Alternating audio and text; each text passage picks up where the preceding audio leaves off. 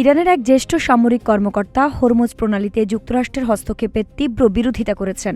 বলেছেন, আমরা আমেরিকাকে স্পষ্টভাবে বলছি, এটি ভেনেজুয়েলা নয় যেখানে গিয়ে আপনারা সম্পদ লুট করবেন।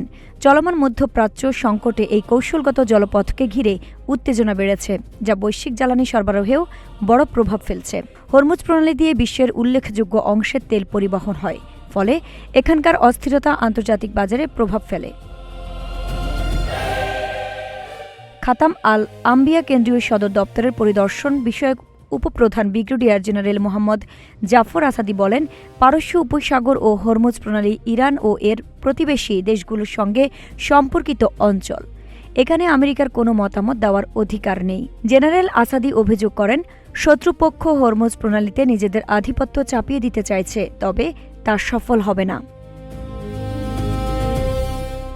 তিনি বলেন, মার্কিন নেতাদের দাদাগিরি আচরণ আমেরিকার জনগণের জন্য লজ্জাজনক এবং আঞ্চলিক বিষয়গুলো সম্পূর্ণভাবে যুক্তরাষ্ট্রের সঙ্গে সম্পর্কহীন। ওয়াশিংটনের উদ্দেশ্যে সরাসরি বার্তা দিয়ে তিনি আরও বলেন, যুক্তরাষ্ট্র এই অঞ্চলের সম্পদ, বিশেষ করে তেল, নিজেদের স্বার্থে ব্যবহার করতে চায়।